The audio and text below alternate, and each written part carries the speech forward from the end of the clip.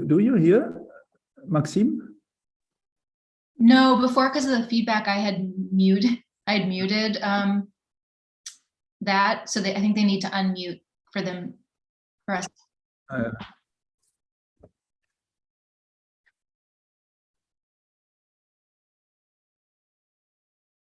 Hi. Can you hear us now? Yes. Yeah. Oh, that's excellent. Amazing. So thank you so much for your patience. We had we have a kind of sensitive setup here, and we had this amazing team of professionals from the university set it up with our people here, and it's not so easy. Thank you for sticking with us. Yeah, this is Yunha, and I am Maxime. I'm going to start now and speak on not only for you, but for everyone. Everyone can hear me already. Hi, everyone. How are you? Yeah? I'll give us some more. Yeah, that's good. That's good. So thank you so much for being here. We are very, very, very glad to start this first lecture of this series of 3, the Stretching Senses School Festival. It's a really very important moment for us. We've been working about it like months already, and a year. It's been a year already. And for us, it's really a lot of things coming together, a very important collective work and a community that is really taking shape. So it's very, very exciting. But first, Wolfgang is going to speak. That's very important. That he introduces as one of the important speakers of the cluster of activity of excellence matters of activities. So please, Wolfgang, the floor is yours. Thank you, Maxime. Thank you, Yuna. Can you hear me? Can you hear me? Okay. Hello, everybody. I'm very happy to be able to welcome all of you to this 3 days Stretching Senses School Festival, virtual reality worldings for planetary emergency at the Veterinary Anatomical Theater of Humboldt University. Organized and curated by Maxime, we just saw Le Calvi and Yuna Kim, assisted also by Anne Delle and all the many members of the Stretching Senses School. Today, you are at a very special place for stretching and extending the senses supported by virtual realities. You will experience voyages into new spaces. If we are looking closer to our own senses, we can also see really fascinating modes of relating us to the world. Our senses are highly complex sensors, filters, and producers of reality. That becomes obvious when we do these things, what you can do today. The space where you are, the anatomical theater, was since the end of 18th century a place where people actually could move inside the body by touch and vision. Dissection and opening of bodies is in this sense a historical framework for stretching senses. And it is also a move beyond the human sphere, since it was a veterinary anatomy where people looked and get into human and animal and bodies. Today, you will all be subject and object of moving through different scales, zooming in and out. And this is a new experience for our senses that are a result of thousands of years of development, obviously. But now in this extraordinary school, they are expanding, they are learning and changing as if evolution will transform them and move them forwards within the coming 3 days. Feeling inside of stones, moving along vibrations, capturing electrical energies, we are entering in a new world of materials that are miraculous structures and show ways where and how we have to rethink everything. Since all these are questions for a new anthropology, for immersive interaction art, and for creative coders, and for the many disciplines that collaborate in the background. This collective is working together to create these VR installations aiming at stretching senses beyond normal human scales. One can describe this process as a kind of organ projection. Organ projection was a basic idea within the philosophy of technology in 19th century of Ernst Kapp in his book on philosophy of technology of 1877, where he thought about the tools of the human being as modes to extend the interaction of the with the physical world beyond the body. So organ projection was also an essential idea in Marshall McLuhan's media theory for media technologies. This extension, however, is also a moment of deep uncertainty when we have to completely change our modes of sensing. And this is the reason for these kind of schools, since we have to unlearn old forms and routines of relating to our environment that mostly have been destructive practices and learn new modes of interacting with our physical world. So you will be able to make tours, participate in workshops, in different collaborative formats and processes that transform these kind of exhibitions into a process of research, thus combining the experience of earthly knowledge, material knowledge, by collaboratively exploring the possibilities of VR staging interventions. And all these things happen in conditions of urgency. We have to change everything if we, as humans, want to survive in terms of planetary emergency. Therefore, schools such as stretching senses schools are in fact necessary for everybody. This is why we bring all of you together during these 3 days. It is wonderful to have all you here, and above all the fantastic actors and thinkers with us to collaborate in this project. Therefore, I above all want to welcome today Lisa Messeri, who will give the opening lecture today. And tomorrow there will be Tim Morton and Dominique Boyer with us, and finally on Saturday, John Tresch. And not to forget all of you as public, since you will be incorporated as active members within this growing school. So Stretching Senses School is a collective of anthropologists, creative coders, and immersive interaction artists working together to create VR installations aiming at stretching senses beyond normal human scales.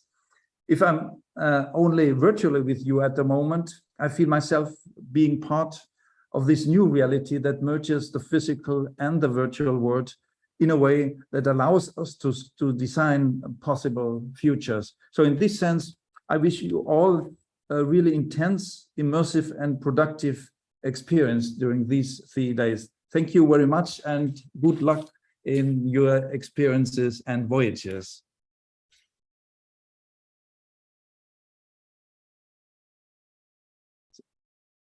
So I hand over to Maxime and Jona, please.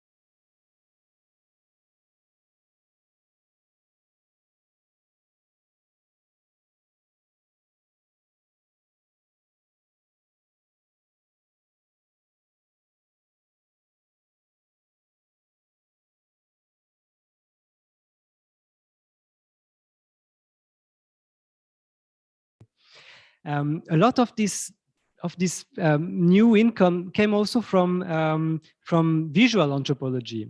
And visual anthropology has been concerned also with collaboration, but there was always this kind of ambiguous idea of how do you work with other people? How do you involve other people? Like you can involve people you're observing, for example, like you can do things with them, you can create collectives, but the idea of producing stuff like VR experiences collaboratively with artists, this is something that is not so that is really not so old in anthropology and in all these disciplines. So teaming up to not only observe and capture the world how it is, but try to speculate on how to do things in a very different way, I think is a very new and very exciting perspective for our discipline. It also involves shifting our perspectives in many different ways. So I was reading yesterday. I was reading from Eduardo Cohn on this book, How Forests Think, and when I came upon these sentences about anthropology of amplification, for me it was exactly like hitting the nail on the head. It was this is what we're doing. We're trying to together with the code, together with people we encounter in the fieldworks, together with all these skills we've gathered around the years from artists we've been collaborating with, we are together trying to shape new ways of getting in touch, getting in relation with many different kinds of beings that are around. And nowadays, in this state of emergency, where we all are finding ourselves in one of the hottest summer that we ever had, we are feeling that we do need to go in new ways. And I also, for this project, we took also inspiration from Tim Morton and Dominique Boyer's work on the hypo subjects. You should read this book if you haven't. It's a very, very funny, but also very, very provocative work. And they speak a lot about this idea of toying. And first, actually, Yunha was a bit uncomfortable with this idea. Are we toy? We cannot really toy with these issues, right? But they say, yeah, go ahead, please toy. We must toy with these things. We must be playful because we are not this hyper subjects trying to be so serious all the time. We are hyper subjects. We need this kind of resource. We need to toy around. And this is what we've been doing together for the last 6 months. It has been very productive. So people who are streaming this, or I hope you will be able to see this kind of our works in the near future, and Lisa, of course. This kind of works is best experienced when you go through it. It's a kind of immersive experience that is, Lisa Messeri will tell you a lot about it today. It's something that is not entirely new, of course, but that is getting more and more pervasive in our society. And I believe that we should surf this new wave. And anthropology has been relatively slow in adopting technologies, but why not? We can also try and have a go at this one. And obviously in our mode of doing things, like Anand Padyan, for example, says of anthropology that it's all about this openness of going at things in a different way, open way, because we learn to do things when we do field work. So this Stretching Senses School is mostly about doing this whole process of creating something together as a field work, as something that will lead us somewhere. We don't know where, but we know that with this attitude, new insights will come up and new ways of collaborating, and that we will stretch our senses in unexpected ways. So without further ado, I will give the floor to no, yes, yes, to Yunha, no, or to Lisa Messeri. Thank you very much, and welcome, Lisa. Yes, before Lisa goes, I wanted to introduce you to Lisa with few introductions words. Lisa is an assistant professor of anthropology at Yale University. Her research focuses on the practices, imaginaries, and influences of contemporary science and technology. Her talk today is titled Senses, Scales, Worlds, Virtual Reality, and the Possibilities and Constraints of Thinking Otherwise. So let's welcome Lisa Messeri.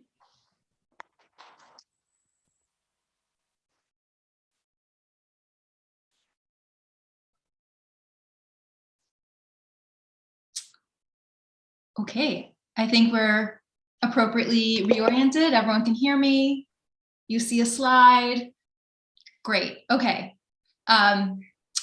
So I am very happy to be here and speaking with you today. Thanks to Yunha and Maxime for that invitation. And sorry, I'm just like fiddling a little bit so I can like see you guys a little bit better. Okay, good. So I will see if you nod off and try to energize myself from across the ocean as much as possible.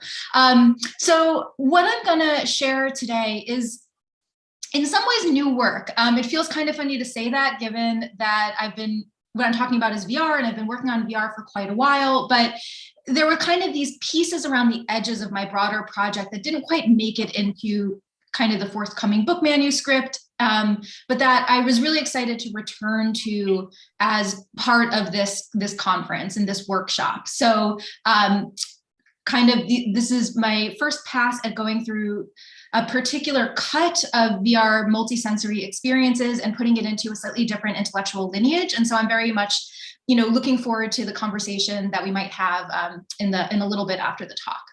Okay, so I am going to properly begin now.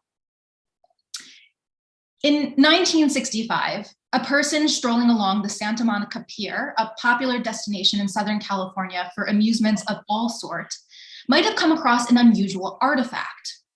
With the Pacific Ocean as backdrop, a machine that at the time was described as, quote, resembling a monstrous hairdryer and operating on the principle of a peep show in a penny arcade, advertised itself to the interested ambler as the Sensorama simulator. Today, we might be more inclined to describe the physical appearance of this contraption as looking like an arcade cabinet, but in the 1960s, that reference wasn't yet at hand. Within this hairdryer, then, a viewer would sit down, insert a quarter, place their hands on a set of controllers, and peer into what looked like a pair of binoculars. Rather than seeing the coast magnified as other binoculars on the pier might, the viewer would instead be treated to a first-person perspective film. Using the controllers, perhaps they would select the motorcycle ride from the half-dozen options. The film would start and the viewer would find themselves sitting astride a motorcycle and powering over the Brooklyn Bridge before winding through the crowded streets of New York. The viewer's vision would be nearly overtaken by the stereoscopically filmed excursion. As an editor at Popular Photography then noted, quote, the image is not hemmed in by the conventional rectangular frame. Rather, its circular format seemed to place the viewer right in the midst of the scene. Not only did the 3D perspective make a viewer feel as though they were driving the motorcycle, but they would also feel wind grow in intensity as the motorcycle sped up, detect smells of exhaust in the air, and feel the seat vibrate as the vehicle crossed over dubious terrain. As the inventor Morton Heilig stated in his 1962 patent, the Sensorama was intended to, quote, stimulate the senses of an individual in order to simulate an actual experience realistically. Or, as was written in Popular Photography, the Sensorama came, quote, closer to duplicating reality than any other system we have seen. Whereas at the time, critics struggled to name what exactly this system was, today many consider the Sensorama to be a precursor to virtual reality. Let me take you to a different time and place. We have hopped off the motorcycle, and rather than being in Santa Monica in the 60s, we are in the site of the motorcycle journey, New York City in January 2020, those blissful last moments before the before times. A friend had agreed to join me on an adventure taking place at the historic house of culinary legend James Beard in the West Village. The James Beard Foundation was hosting what was billed as a multi-sensory experience called Aero Bequet's RMX by the mixed reality artist Mattia Casallegno. I'd been determined to see this experience after learning it combined VR and taste, the only one of the traditional 5 senses that was not included by Heilig in the Sensorama. Upon arriving, we were escorted upstairs where the 10 diners here for Aero Banquets were asked to wait in a library. Unlike most dining experiences, this one needed an orientation. Our maitre d' for the evening explained that we would shortly be escorted into the adjoining room where we would sit in swivel chairs at a safe distance from each other and wear a VR headset. There would be no table, but rather each course would be brought out on a custom-made saucer. Each saucer was tracked, so while keeping on our headsets the whole time, we would be able to reach out. Our hands were also tracked and rendered in the VR experience, and accept the dish, which we would then bring to our lips and tip the food offering, a one-bite course, into our waiting and watering mouths. With headsets on, the experience began. There were 7 courses, 7 bites, ranging from a mushroom toast with black and white truffle to kofta made with impossible meat, goat cheese, and chickpeas. Each course corresponded to a different virtual world. These were beautiful and fantastical, with the occasional glimpse of the grotesque. Most scenes began with the voice of food critic Gail Simmons layered over the ambient soundtrack, telling a short, surreal tale or prompting us with questions about what taste means, what worlds our imagination conjures when we can't see the food, but instead must rely on smell and mouthfeel to fill in the visual blanks. The scenes themselves were wildly different. A floating peppered with crumbling Greek statues of radically different sizes. This was accompanied by a dish that was very sweet. Or an inky black void with floating pieces of meat shaped like instruments in which I engaged my track hands to pluck out a cord on a rib cage. This was a savory course. The tastes and the virtual worlds were varied. The former were familiar flavor remixes, while the latter were endlessly creative and provoking. On the artist's website, Casallegno explains that the experiences were loosely based on the Futurist Cookbook, this infamous Italian book of surreal recipes and fantastical dinners that was published in 1932. The artist engages with surrealism in order to seed questions about how our senses perceive the world and what technologies might disrupt these correlations. As Casallegno concludes in his artist statement, quote, "The way we construct our reality is always a negotiation between our senses and what our brain is making of the environment around us." I've begun the talk with these 2 examples in order to illustrate the different directions through which VR multisensory engagements might unfold. And while all VR experiences are multisensory, in the analysis that follows, I'm particularly interested in thinking about sensory engagements that extend beyond sight and sound. In the case of the Sensorama, the realist replication of senses was intended to capture the experience of being in the world. For Aero Banquet's RMX, putting the senses in surreal configurations suggests other realities, other worlds that might be accessed. While these 2 experiences might seem like novelty or entertainment, I would like to think more carefully about the theories of world change that attach to these experiments in multisensory stimulation and simulation. It is through these examples and others that I want to probe what I understand to be a question at the heart of this event. Can VR be used to bring about different, better worlds? Now, I'm not suggesting that the artists engaged in stretching senses themselves hold such lofty aspirations, but many of us who are interested in thinking experimentally and speculatively about human and non-human worldings, particularly at a moment of planetary emergency, are wondering if the world can be otherwise, and if so, how might we get there? I regret to not being in person to experience the VR experiments emerging from this collective, but I want to mark myself in alliance with the general ethos as I understand it behind the workshop and these projects.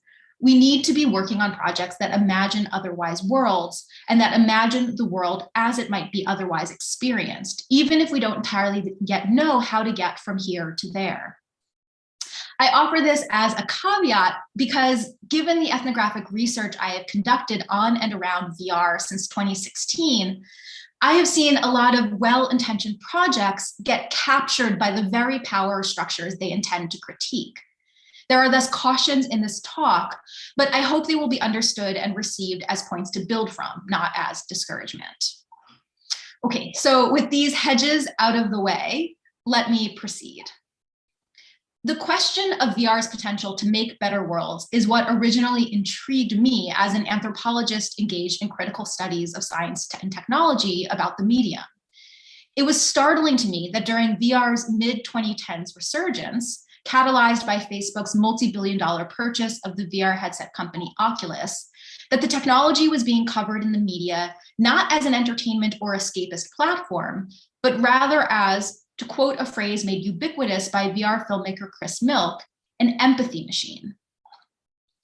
Milk gave interviews in which he described VR as the future of human consciousness. In his TED Talk, he claimed that VR could make you feel present in another place with other people, and that this catalyzed an indescribable change in the person experiencing VR and their perception of others. VR could change the world, according to Milk, by changing the individual. A lot of us in the social sciences, in anthropology, media studies, science and technology studies, reacted with skepticism and concern to this claim. A technology, after all, cannot fix a human, and the kind of change desired by many of these VR dreamers required not only attitude change, but also systemic change.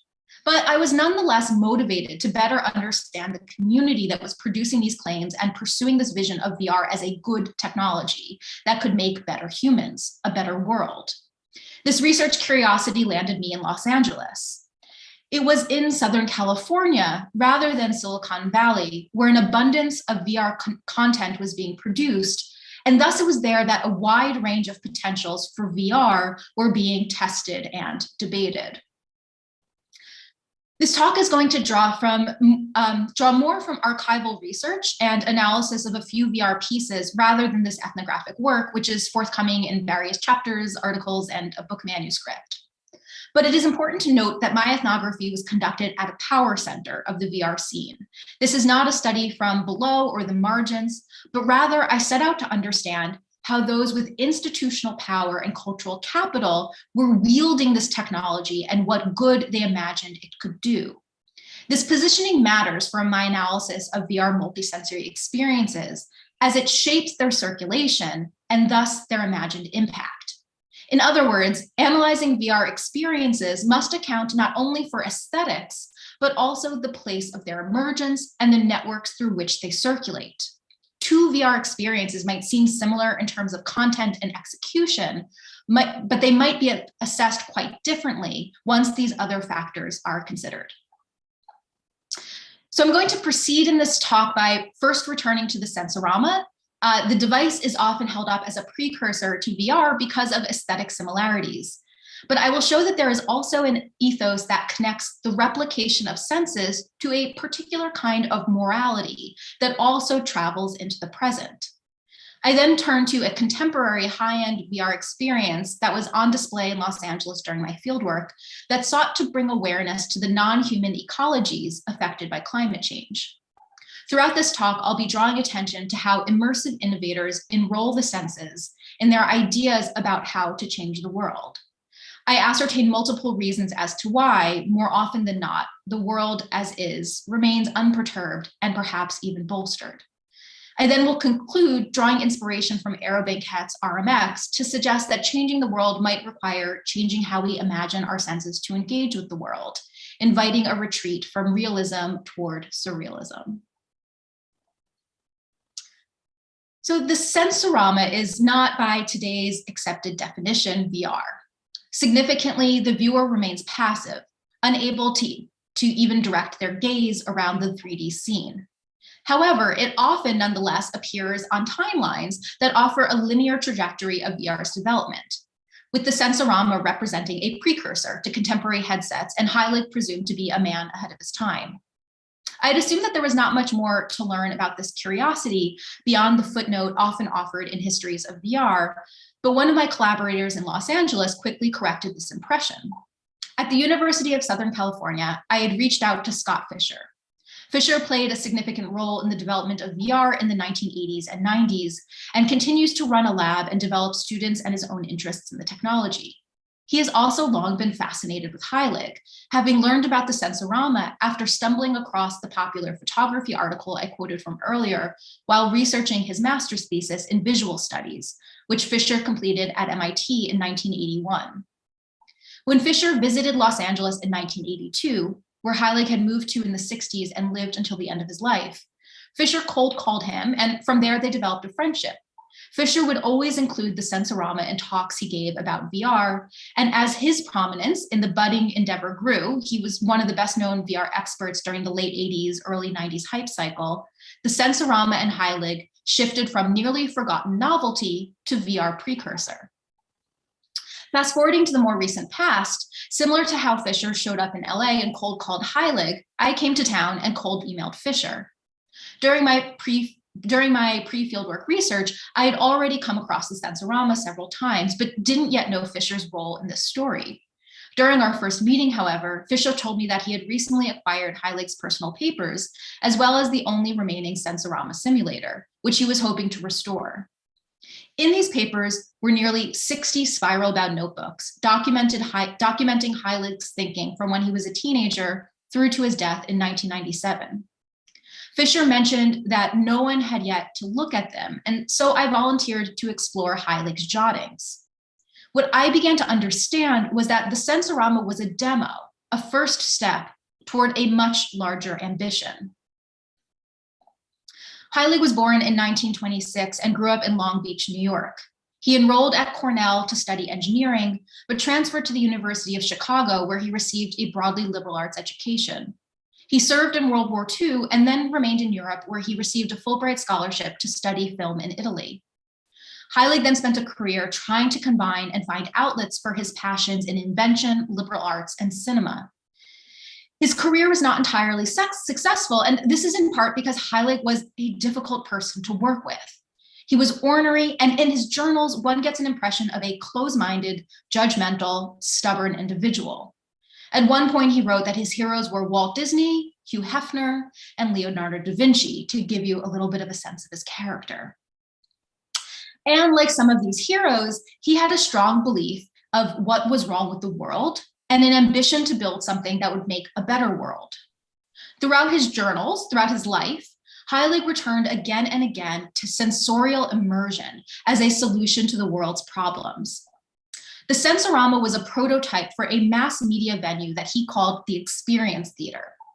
The first inkling of this idea appears in a journal entry from 1954. Idea, he wrote, to perfect an extremely advanced revolutionary art form which would capture the public imagination everywhere, and, having temporary monopoly of this form, set up a cinema in every leading city in the world to present programs, making intellectually and emotionally desirable the new world outlook, the new morality. Immersion and sensation were at the heart of this project. In a seemingly unrelated comment, his journals are filled with non sequiturs. He imagined a 3D experience called The Story of the Drop of Water, and imagining that what it would mean for people if they could feel inside these strange worlds, how it might spur, as he wrote, a new poetry. In these journals, he reflects endlessly on the potential and limits of replicating sensory experiences. For example, at one point, he notes that smell works differently than sight. Thus, he writes, there can be no smell montage. By 1957, Heilig had scaled down the Experience Theater to the Experience Chair, which he described as a cheap demonstration model. He imagines a motorcycle ride by which one could weave through traffic. As he writes more and more about what he starts to call the Sensorama, he summarizes his ambition. Quote, "What I am proposing to do then is to completely round out the full living experience of a man living in reality." Heilig found a patron for the Sensorama and was able to build a prototype. As reported in a 1964 issue of the Saturday Evening Post, Heilig hosted demonstrations in a Greenwich Village apartment, inviting entrepreneurs, industrialists, and of course, journalists to experience the simulator. Similar to how enthusiasts today imagine VR as having any number of applications, from art to healthcare to enterprise, quotes from Heilig spread throughout the article make reference to the Sensorama's multiple potentials. There are technical improvements to be made, he admitted, but when perfected, the Sensorama could transport the participant anywhere, enjoying any experience. He mused that astronauts, and recalled that humans had been spacefaring for about 3 years in 1964, but these astronauts could experience relief from the black void of space. Quote, "They could sit in the machine and see wheat fields of Kansas, smell the hay, see and hear their wives talking to them." It could be used as what he calls a psychotherapeutic device to help people overcome fears. And indeed, both of these applications continue to be use cases for VR. But perhaps the even more startling resonance with today was revealed in the article's closing paragraph. There, the reporter quotes what Heilig thinks the ultimate potential of the Sensorama might be. Do you know what this machine really is? Heilig asks rhetorically. It's an empathy machine. And if we can develop it right, maybe we can get it to inject feelings of warmth and love. Now, I have no evidence that Chris Milk, who called VR the ultimate empathy machine 50 years later, had encountered this 1964 Saturday Evening Post article, nor that Roger Ebert, who called film an empathy machine, and whom I believe Milk is riffing on, had ever heard the name Mort Heilig. But here in 1964 was this imagination that complete sensory simulation could do good in the world. This sentiment is articulated and re-articulated throughout Heilig's journals, particularly between 1957 and 1968, the formative years of him thinking about the Sensorama, and through to the disillusion of this dream, as the machine only sold to a few customers. He was devoted to the question of how one can come to understand another's humanity, presuming that this occurs through the exchange of words, but also required an exchange of emotions and physical sensations. In 1963, he wrote in his journals that the Sensorama, fully realized, would be, quote, a powerful instrument for overcoming human confusions, misery, racial strife, and war. And in 1968, he imagined building what he called an empathizer that would, quote, enable one human being of any age, sex, race, or nation to feel exactly what another human being, or any category, feels. This technology would assist in cultivating human harmony. Do it, he wrote in all caps, encouraging himself to follow this ambition. The point I wish to underscore is how the Sensorama, which at first blush seems nothing more than a novelty amusement, points to a larger theory held by its creator of how one might change the world. For Heilig, his obsession with realistic replication of the senses slips into an assertion that to feel the world physically is the same as feeling it emotionally. Two articles written by Heilig at the beginning and end of his career explicate this theory of change through a tripartite understanding of human being, by which a person perceives, feels, and then acts. This framework is why sensory realism was so essential for Heilig. If perception couldn't be replicated, then the possibility of empathizing is curtailed, and there can thus be no action. The path to changing the world begins with sensory immersion. One of the many frustrating things about reading through Heilig's archive is that he is not generous in his citations, to say the least. Even his published articles, there are only a few references, making it challenging to trace the origins of his ideas. Thinking about his mid-century training at the University of Chicago, however, one can imagine a broad grounding in the liberal arts, which would have exposed him to Aristotelian thinking about the senses, which seems to have at least partially inspired these texts and images, and the post-Enlightenment battles between reason, sensation, and emotion, including 18th century sentimentalism and 19th century psychophysics and aesthetic theory. In other words, while Heilig and his Sensorama are often held up as new, the beginning of something that would culminate in 21st century VR, the thinking behind the Sensorama, as evidenced in his journals, is resonant with any number of earlier thinkers who reacted to and challenged Descartes' extraction of mind from body. In this context, the Sensorama offers an argument for elevating the feeling self over the thinking self, if one's goal is to connect with the essence of human being. And while this might feel radical, particularly in the 1960s when the rational sciences had peak cultural currency in the US, it is also part of an intellectual lineage that, as many have argued, serves to shore up racial and gender hierarchies rather than ushering forth a changed world. Though Heilig speaks of a desire for warmth and love and rights of human harmony, I can say with some confidence, having spent a significant amount of time with his scribbled thinking, that the Sensorama was, for Heilig, a solution to the ills of the world, insofar as it served as a civilizing function for the masses, that preserved the ways of being and institutions that afforded him the social privileges he enjoyed.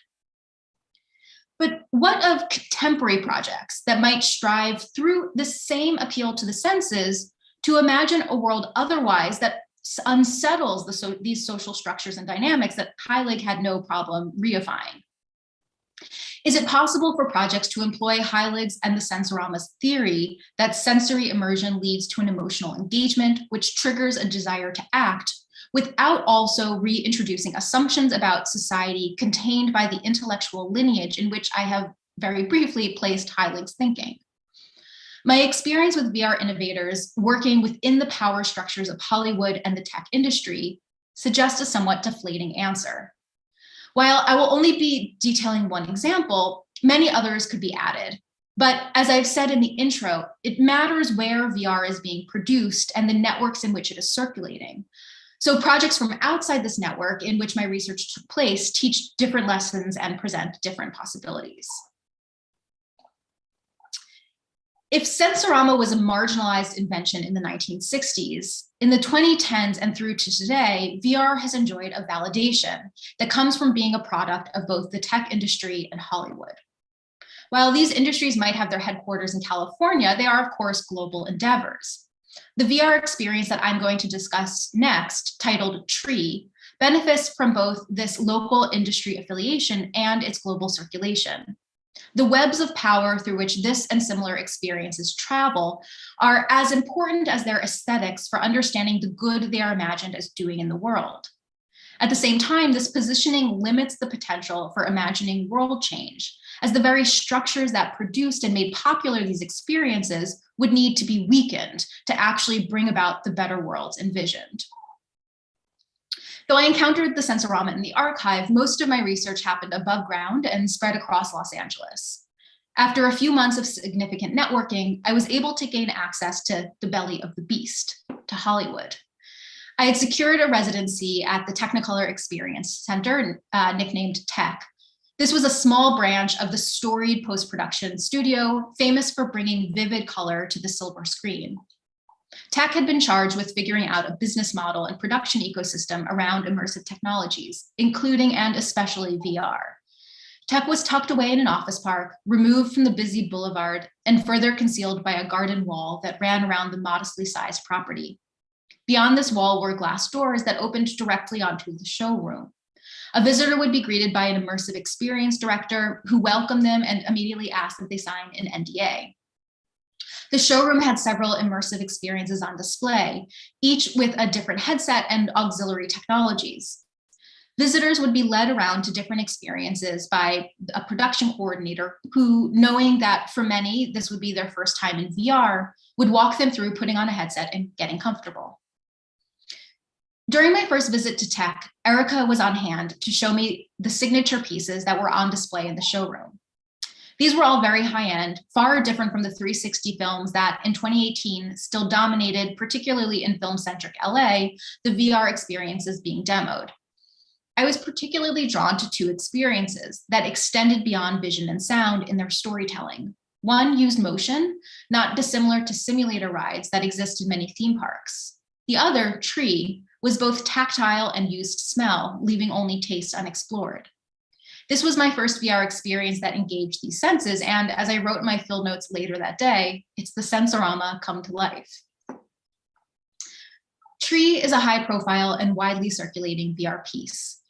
Not only did it travel to the Sundance and Tribeca film festivals that in the late 2010s were the places to see VR in the United States, but it also has been shown at events on every continent except Antarctica and multiple times at the World Economic Forum in Davos.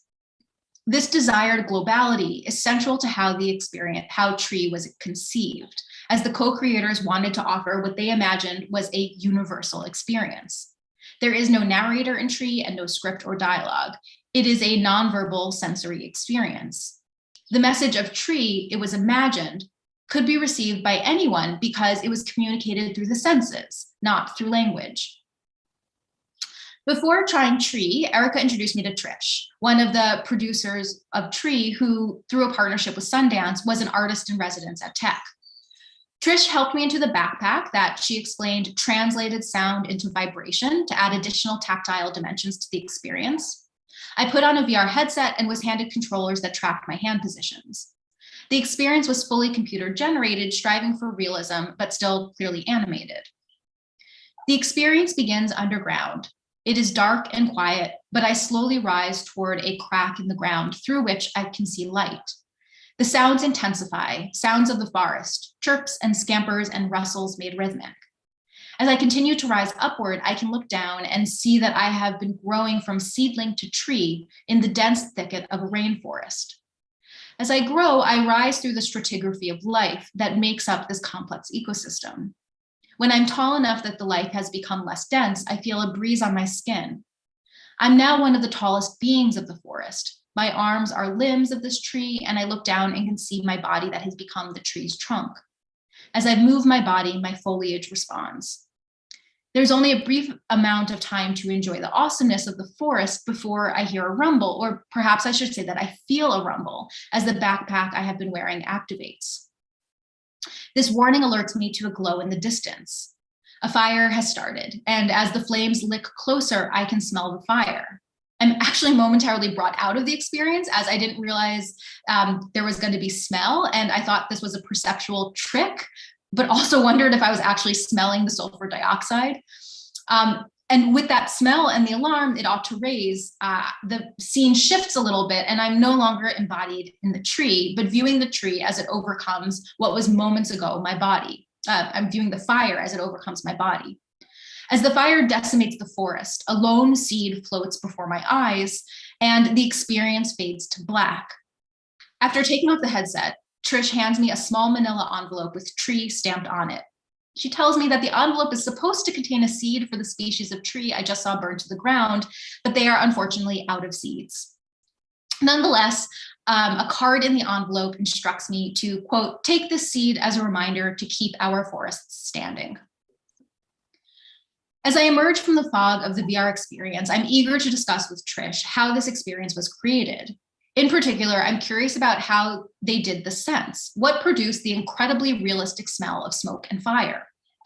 Trish was a bit sheepish and first explains that they often have a bunch of different smells for each of the different layers of the forest, but these smells are dispensed by a device made by a UK company that has solved the problem, as described by Heilig, of the scent montage. To make sure the scents don't linger and overlap, air is sucked back into the machine before a new scent is released. But the machine was on the road at a festival. And even when they have the machine, the smell of smoke is created by Trish actually lighting a match, blowing it out, and holding it under my nose. I really couldn't help but laugh. Of course, the fire smelled so real. It was real. I look at the setup again and notice that there's a fan accounting for the breeze and a heat lamp that was at present not working, but sometimes is switched on during the fire. Like the match, each of these are manually switched on by Erica or Trish, whoever is facilitating the experience. There's something jarring about this purportedly high-tech experience being so dependent on the human facilitator. And indeed, I would later learn that the ambition for Tree was for it to be fully automated.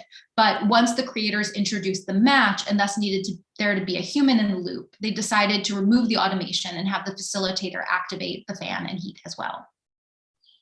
As I left Tech the first day, I reflected on its tagline, "Feel the wonder." If Technicolor, the parent company, was all about the visual spectacle, this center focused on immersive technology was clearly expanding past an exclusive focus on vision. One is not meant to simply see the wonder, but to feel the wonder as well. Why is it so important to the creators of Tree for the participant to feel? Here again, having a realistic sensory engagement, even though the experience itself fantastically compresses the 100-year lifespan of a tree into 7 minutes, is essential for the action the creators hope to inspire. Trish highlighted the particular importance of smell. After observing thousands of participants run through the experience, she often traveled to festivals with Tree. She began to realize that if any of the other elements of the experience broke, the wind or even the sound, the participant would still come away with a powerful experience. But when the smell wasn't working, she noted that it was less effective. Trish offered a quasi-scientific explanation for this, explaining that memories and sense are produced in the same region of the brain. With smell, then, people came away with a memory, she claimed. I was a tree. The question of under what circumstances we emotionally entangle ourselves with non-humans is one that again traces back to debates throughout the 18th, 19th, and 20th centuries. Sentimentalist thinkers, building on John Locke, sought to understand how sensations engender ideas, which in turn tied thinking creatures to the world through these sensations and affective responses. As this 1780s personification of sensibility illustrates, sentiment was felt between humans and non-humans. The woman reaches for the plant, and the plant reaches back. In 19th century German aesthetic theory, this question of intersubjective connection extended to the inanimate. The German word Einfühlung, please pardon my mispronunciation, was a flexible term that, among other meanings, described the experience of feeling into an object of art. In the United States, a perceptual psychologist translated Einfühlung as empathy in 1909, and empathy was not a word that previously existed in the English language. And the scientist had sought to understand the embodied experience of feeling into another object. According to researchers in this tradition, feeling always accompanied, it either stimulated or was stimulated by knowing. In the 21st century, VR empathy experiences like Tree, through multisensory engagement, attempt to make the experience of feeling into a tree, or in experiences that I'm not talking about today, even into other humans. They try to make these feel as real as possible in the hopes of inducing sensibility where it might not otherwise be, to cultivate a care of another organism or another person. Tree is meant to make one feel what it is like to be a tree, but is there a step after that feeling? After all, the piece is about climate change and deforestation. Is there a theory of world change that explains how one goes from feeling to action? What role do the creators imagine VR as playing in combating this complex problem? Like many high-profile VR pieces in the empathy machine lineage, change is imagined at occurring at the level of the individual. Changed hearts and minds will lead to action. One of the co-creators, Melissa Zeck, has commented that people are more likely to care about problems that are personal to them. So her goal with Tree, as she explained in an interview, was to make deforestation appear as something deeply personal. She says, in Tree, climate change happens to you. But many have challenged this assertion that feeling something personally leads to good or better outcomes. Psychologist Paul Bloom, for example, has argued that empathy doesn't necessarily lead to moral action. And as one of my interlocutors mused, there's a danger that feeling can be confused with action. That precisely because VR produces these intense emotional reactions, this can be mistaken for having done something. For example, Tree seems to see its primary intervention as creating memory, as opposed to producing action. The card in the envelope that is gifted at the end of the experience instructs the recipient to keep the seed as a reminder, a memory, as opposed to suggesting future steps for fighting deforestation, though the card also sends you to their website where you can make a donation to the Rainforest Alliance. Additionally, many in the VR community that I worked with rated the success or impact of a piece in terms of its international circulation. At the apex of achievement is an appearance at the World Economic Forum, to which Tree, it was remarked to me multiple times, had gone for several years in a row. This further suggests that the theory of change is about reaching and potentially changing the minds of those in power. And note the central placement of Hillary Clinton and Robert De Niro in this screenshot from a Tree promotional video. This becomes a proxy for a project's success rather than actual policy change. A filmmaker who created a VR piece about the environmental harms of nuclear testing, which also made an appearance at Davos, told me how she liked VR as a tool of persuasion because it forced powerful people to focus on a single issue. Because VR encompasses at the bare minimum a person's visual and auditory field, they can't simultaneously be checking their phone. Erica, the experienced producer at Tech, in a moment of rage after a 2018 mass shooting that occurred at a Pittsburgh synagogue, said how she wished she could put members of the IRA or the NRA, or Trump into a headset and force them to feel the horror. For these producers and for the co-creators of Tree, there is a belief that if complex problems are made to matter to the right individual, that if they could feel into the problem, that would make a difference. High-end VR empathy experiences thus end up circulating in a network of elites who believe in a kind of trickle-down humanitarianism, what journalist Anand Giridharadas, in his book Winners Take All, has critiqued as a charade of world change. A charismatic demonstration of this charade can be viewed on the streaming channel Disney Plus on an episode of The World According to Jeff Goldblum, where the eccentric and curious star endeavors to learn about gaming.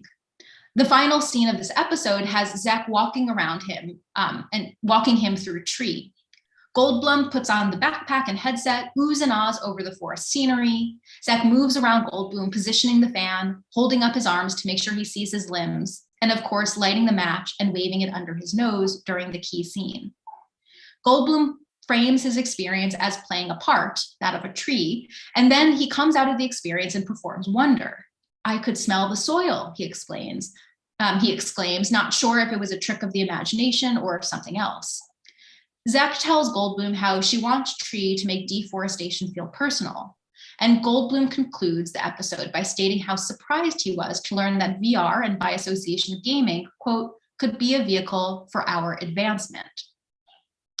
In this final sentiment, we see again how feeling is conflated with doing.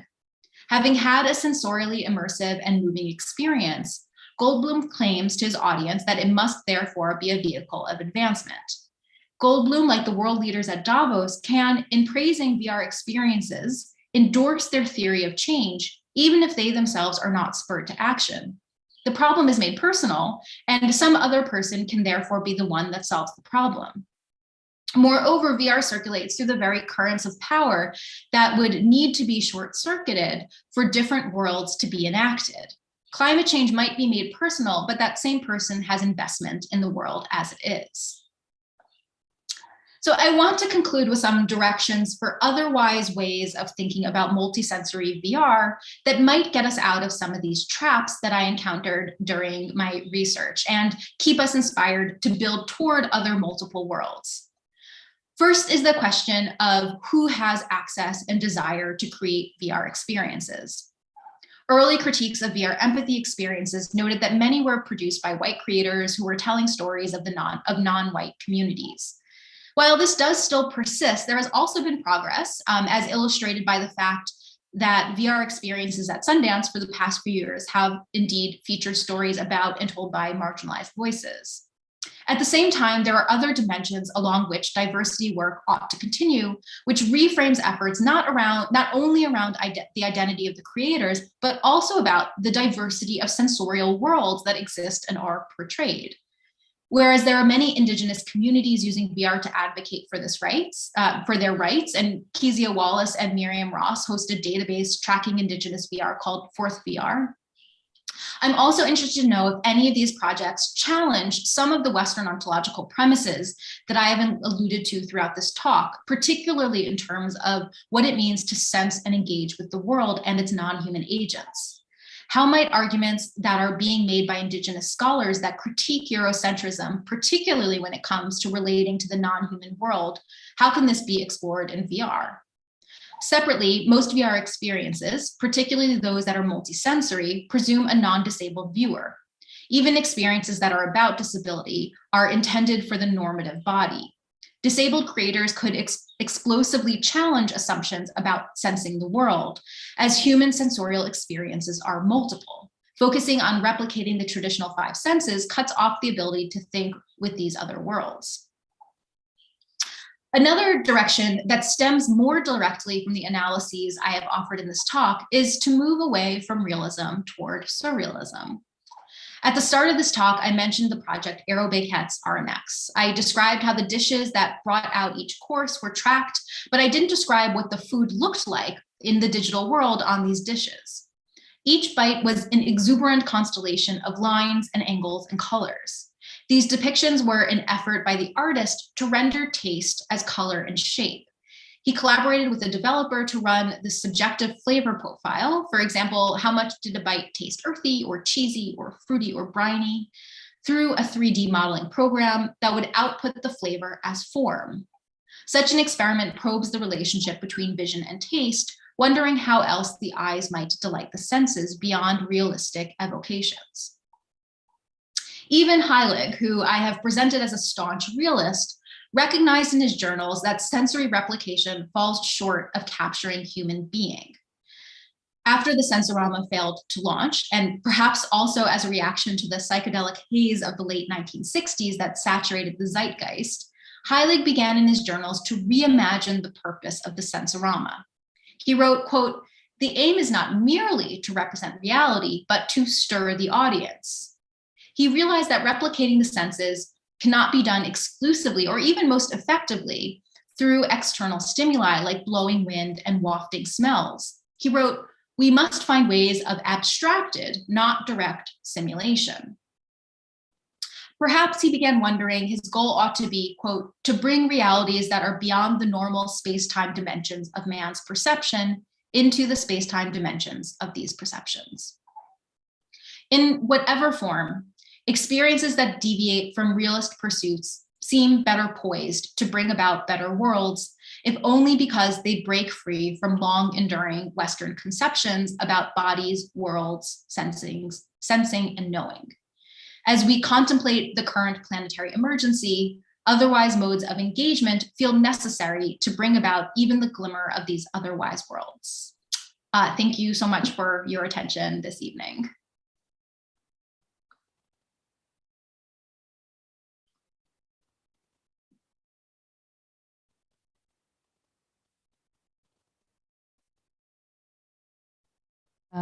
Yeah, if you have any questions or comments, we can pass around the microphone. And thank you so much, Lisa, for the amazing lecture. We must say the acoustic here sounds like a very sacred church. So we were thinking of, if you agree, to share the YouTube recording. So if anyone missed a word or any sentences, we could, yeah, catch up on that. Yeah, thank you.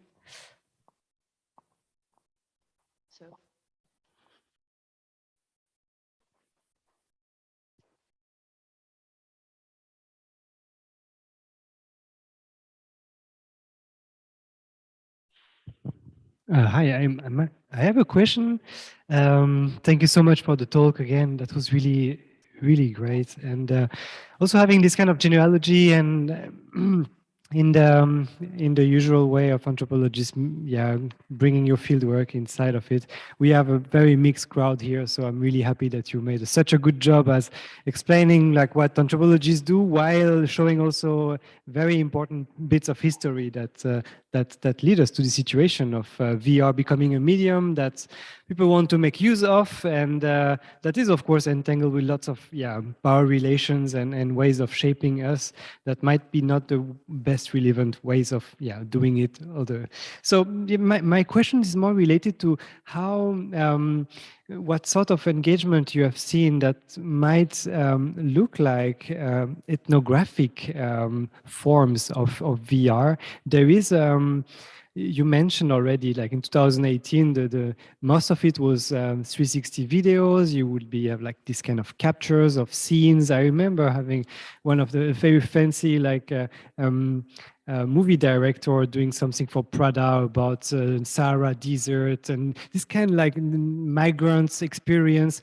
And but in the same time, I believe also some people were also working in 3D and trying to make games and stuff. So I was really wondering what is in the US, because I don't know the scene there, if there are people who try to bring together the ethnographic with forms of VR and and what you think of these modes of doing things, because I believe that anthropologists try usually not to get into this empathy move. They are very aware of this form of that is already happening a lot in writing, and they try to know how to navigate. So just wanting to ask you if you have some good case studies of people who are doing a good job at that.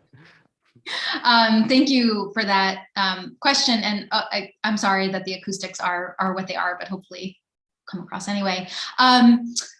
Yeah, I mean, it's I convened a roundtable at the American Anthropology conferences in, I think, either 2018 or 2019, bringing in multimodal anthropologists, trying to understand like what people who were working with 360 video were trying to do with it. And at that time, it was still kind of early days of, in the same way anthropologists have used film and regular 2D video, using it as a documentary tool, which it of course is. And it's a documentary tool that allows a particular kind of reflexivity, because it's impossible for the anthropologist can't be behind the camera, right?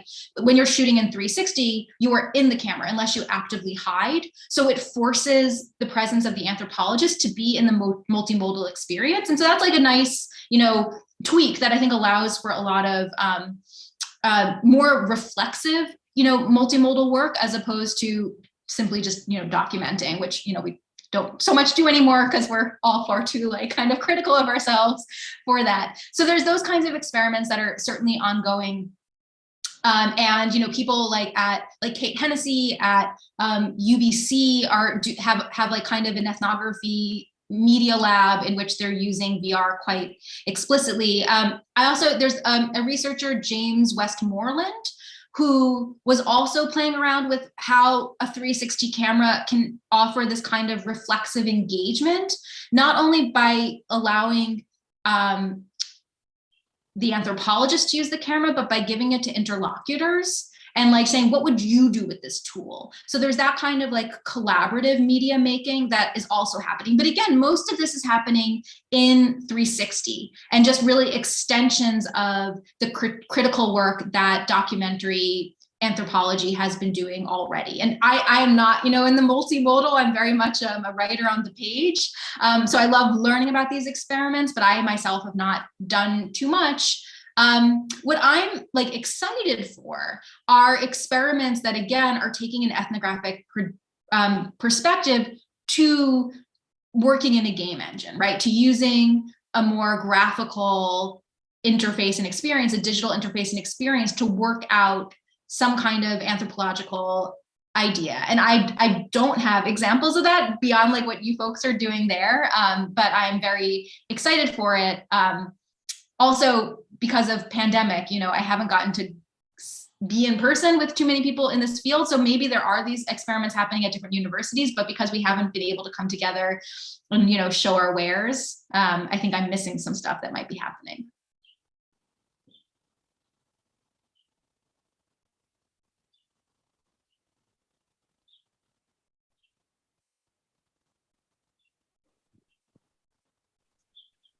Hello, Lisa. I'm, by total coincidence here, very kindly let in the door. You spoke earlier that Morten Heilig, he made films. Have we any idea what kind of films he made? Yeah, thank you. His feature-length film was called Once, and I haven't seen it, but I think Scott Fisher has seen it, and I don't even quite know how to describe it from my understanding of it. It's very kind of new wave, I would say very emotional without plot. And part of it is because the training he did on film was in Italy right after World War II, both in Florence and in Venice. And there it was very much how do you use the camera as a documentary force, but a documentary emotionally laden force. So the film he created on his Fulbright, which I've only ever seen his outline of, he kind of in his journals outlines the shots of the film, and he did make it, but I don't think a copy of it exists, was about how the experience of moving through Venice on bicycle and through the canals. So he kind of wanted to try to capture what motion was like and preserve it on film. So I should say, so that was the stuff he did creatively. He also mostly earned a living as a cinematographer doing, in the war, he was creating kind of documentaries for the US Army. And then afterwards, he was doing kind of commercial and kind of documentary PSA work, but working as a cinematographer as opposed to a director. Those are kind of the two films that he created, was Once and this kind of Venice by Wheels, I think it was called. And I suspect he also dabbled in slightly more unseemly cinematographic projects, just evidenced by some of the stuff I've seen in his journal, which has a very male gaze energy to it. And I think that was one of his interests in the 60s and 70s. You mean VR pornography? Yes, thank you for being that. So one of the experiences you could have seen on the Sensorama was of an erotic dance by a scantily clad woman, and perfume would waft out. And I think he, even in 2D, took some of that a bit further. I don't think he ever actually made a pornographic film, but I think he was interested in like the exploitation of female bodies by the camera. Thank you. Just one last question. You were privileged to his journals, and he was thinking about VR since the 60s till his death. Did he reach any then final conclusion? So what's really interesting about Heilig's life is, because of Scott Fisher, he was brought back into the VR community. And he was invited to give talks at conferences in the 80s and 90s about the Sensorama and his vision of kind of 3D multisensory experiences. And one would have hoped for a little bit more of an evolution from like his thinking about this in the late 50s through to the 1990s. But he kind of he was very staunchly devoted to the idea that the future of cinema was about experience. So part of what the Sensorama was kind of doing was that it's not simply about passively watching, it's about active experience. And it should be about active experience that cultivates a better human. So he wasn't really interested in kind of the theme park entertainment side of the VR industry in the 80s and 90s, and instead continued to kind of talk about how this could be about cultivating a particular kind of human who learns through experience. It's the archival work for this project is challenging because of the way his journals are composed, but he really does remain quite fixed on his, again, what I was trying to say in the talk, on this vision of what a good human is. And that good human is a very kind of like mid-century kind of Christian, even though he was Jewish, but kind of like a Christian moral center that was kind of cultivated through a particular way of being in the world. And I think he saw the future of cinema in terms of the experience theater is to kind of create experiences that cultivated this particular kind of worldview that made for this more kind of cookie cutter human that morally aligned with his own positioning. That's how I read his career and his writings, including his latest writings. So he doesn't really come away with some kind of grand, this is what VR is. He basically doubles down on the same ideas he had mid-century about how experience can be this cultivating force. Thank you.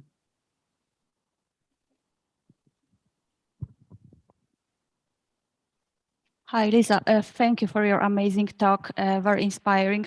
I have two short questions. One is about our biological evolution and experience of VR. I am curious if you have any knowledge already if this experience can influence our biological evolution, our evolution of our senses.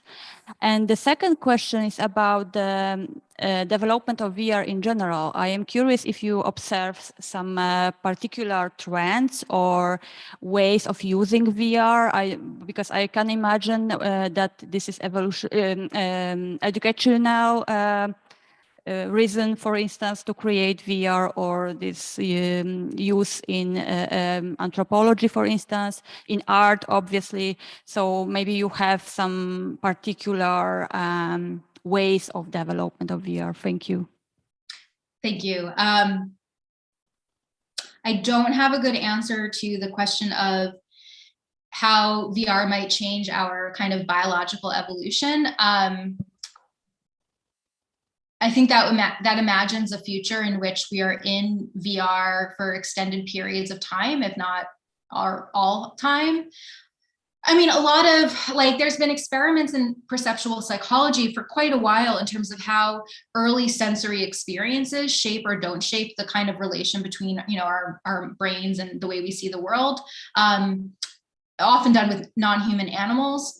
So what happens to a famous one is depriving cats of seeing light during their first X months of life. And then when they finally do get vision back, how they react. And there's definitely, we definitely know that our perceptual experiences, particularly at early ages, patterns how we see the world. We also know that our brains are very flexible within a lifetime. And so we can learn and relearn and reconnect certain nerves in the brain. Clearly, I'm not a biologist, don't have the proper terminology here. But I think in terms of that question of long scale human evolution, I mean, that's such a long process. And I think, we know from kind of Darwin that it's also about randomness. So I don't know how to think about even what it means for technology to direct a particular kind of evolution. So sorry if I kind of misinterpreted the question, but it's all to say, I don't know, fascinating question. We'll need a millennium to see how it pans out. In terms of the second one, the evolution of VR, I can certainly say a little bit more about. So there's a bunch of different ways, even how to think about VR's evolution and where it's going, its progression. You can cleave it into hardware questions versus content or software questions. In terms of hardware, one of the first pushes had been to get an untethered headset. So a headset that fully tracks room and body, but that you don't need a powerful computer to run, that can be unplugged. And that's what you get with the Quest 2. The Oculus Quest 2 does that. So from there, I think the hope was, or the imagination in 2018 is, once you get that headset, then everyone's going to want VR. It's going to be ubiquitously adopted. And that just hasn't happened. And so actually a lot of the conversation from within the industry is moving less away from the imagination of VR as a ubiquitous technology that everyone would have. And again, moving more towards augmented reality as the ubiquitous technology everyone would have. So I think whenever Apple releases its headset, it's supposed to be this year, it might be next year. I think that's going to be more focused on AR than they might have a VR version, but I think we'll be able to see that they're thinking that eventually we're all going to wear glasses. Google Glass, right? They kind of did it and we weren't ready for it, but in a few more years, who knows? So the larger lesson there is that from the perspective of the industry, the desire is for everyone to be engaging in this hybrid virtual physical world, whether that's through a mixed reality headset, a VR headset, or an AR headset. That's kind of the hardware push. That is almost decoupled from the question of what do you then do with it, right? From the hardware side, it's like this little, if you build it, they will come. And from the software side or from the content side, it's always been a struggle toward finding the thing that actually is needed or sticky by consumers, by different industries, et cetera. I think that there's been and continues to be a lot of uptake of this in businesses and enterprise and in education, where there's this kind of contained environment where it can be deployed, whether that's a workplace or a classroom, that has enough constraints that allows for interesting and engaging experiences to be created that aren't necessarily better than traditional experiences, but engage us differently, and therefore for the short time seem better, if only because they're different. And I think in those cases it's not worse. It's just different. I think the question is still really open in terms of what content and software looks like when we have these more seamlessly engaged experiences. And, that's where it slides a bit into the branding strategies of the metaverse, which emerges from the VR conversation about what happens when you have a ubiquitous ability to translate between physical and virtual worlds.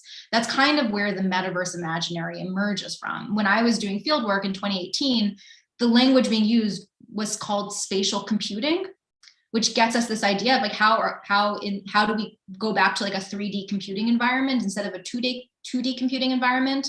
That never caught on as language, but even though it's the exact same idea for metaverse, the language popped because of a variety of reasons.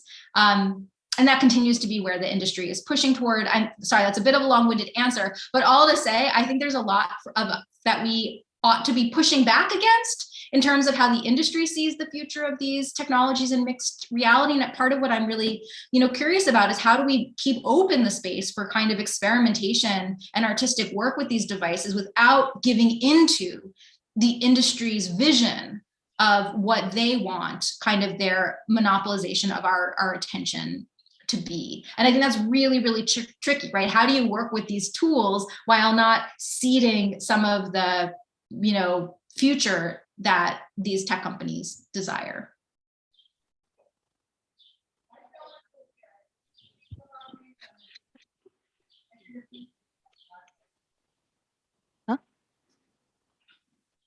Hi, you can't see me yet, but I also have a question. It's maybe more about the process. Because when I was doing Stretching Senses School with Maxime and Anna, we were really trying to engage from the beginning, starting from the grouping of different talents and then how they select topic that they're interested in together, and they how explore these things. So like, for example, the group that worked on the limestones actually went to the mine in Brandenburg to really like touch and smell and be engaged with the actual thing. The willow group as well, like was actively engaging with the willow branches on their ears, and then through the relationship with the willow and themselves, they made the art piece. As well as the Leaking Bodies team, it was more about going into the exhibition space where there was the cloud and there was a tree and the stone, and they were trying to find the connection between the body and the other. So I think what's different between what we were doing here, like the three projects, is more focused on the relations between human and the more than human. Whereas, for example, the tree project, it's kind of imagining how it will be like to be a tree. But then I feel like maybe this is very much, it could, arrogant might seem very strong word, but how can we know how a tree feels like? I saw like people in Davos or Hollywood being like, oh my God, like it's so bad, it's burning, but maybe they enjoy it. We never know. So I wonder, like during your field work, can you tell us some stories about how people select like what to empathize with or work with, and how they select this mode of engaging with the others, and how much the tools they're using are reflected in this process? Yeah, thank you. Yeah, thank you. And, I'll add the little, the caveat that when you originally invited me to talk, you had suggested I talk about world building, which, as you see, I didn't quite do. And, it's part, which I think gets a little bit more at these questions, but I think it's partly because of, that would have actually been an even more cynical talk. And I wanted to kind of keep some of the creativity. I wanted other lessons to be brought into this space, as opposed to just a like, this is how it's done in LA and these are the problems of how it's done in LA. I think it's a little bit limiting in that sense. Anyway, so that's why I kind of pivoted. Amazingly enough, this is my uplifting talk. But to your point in terms of, there's a couple really important things that you touch upon. Just first to the something that like I couldn't quite figure out how to talk about it within this context, but you're so incredibly right that they say this is what it's like to be a tree, but if it's not, it's not like a tree doesn't hear, right? The tree just has different sense organs, and there's a completely different project within this that would be that philosophical project, which, Nagel said, what is it like to be a bat? that same kind of translation into VR, what is it like to be a tree, and really complicate what sensory experience means. That's obviously not what this project is. This project is more of a, what is a human who's in the forest feeling, right? So yes, that is a correct correction of what's happening there, but it's not what the creators think they're doing, right? The creators are like feeling in, wanting to give the experience of a person feeling into this environment and how it affects them. So for them, it's important to make that translation to human senses, because otherwise it's not personal, right? You're alienating perhaps instead of coming together. But, there's a whole lot of different ways in which I saw these collaborations unfold. And, because I was, again, as I'm trying to the big caveat here is I was working really in this Hollywood mentality when it came to putting these projects together. And the vision of collaboration there comes, had I talked about world building, it would have been this genealogy that comes from Alex McDowell, this production designer who created the World Building Institute at the University of Southern California. And at the World Building Institute, he offered a very specific way of creating immersive experiences especially immersive experiences that are focused on world change, that are about imagining a future and then making that future as real as possible and as immersive as possible by doing research that connects the present with that imagined future. And then if you could bring people to experience that imagined future, especially if it's a good future, then maybe they'll want to work from where we are here to where we are there. So that's how the concept of world building gets used in the kind of ethnographic field that I was traveling in. And there's kind of really interesting ways in which VR and world building, even though world building isn't explicitly about VR, how they came to reinforce and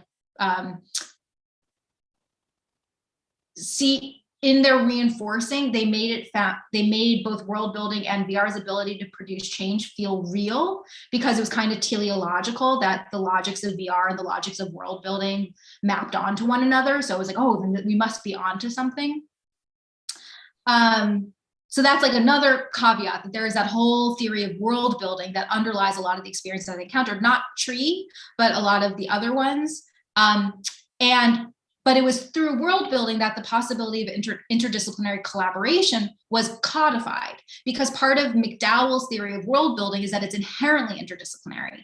And this came from his work on Hollywood movies like Minority Report, whereas to build out those worlds, you needed to collaborate with civil engineers, with interface designers, with anthropologists, with civic leaders. And it's this idea that interdisciplinary collaboration is needed, but then kind of gets built into this world, which is then enacted. Sorry, that's not that clear of an answer, but those are just some offshoots of where that conversation could go.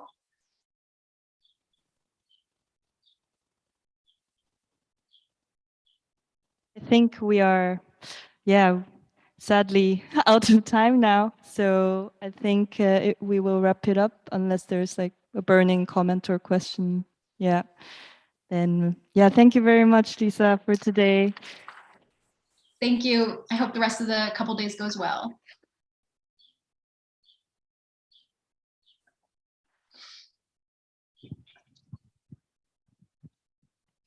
We couldn't hear you when we were clapping. Oh, I hope the rest of the workshop is lovely. Enjoy the following days. Bye-bye.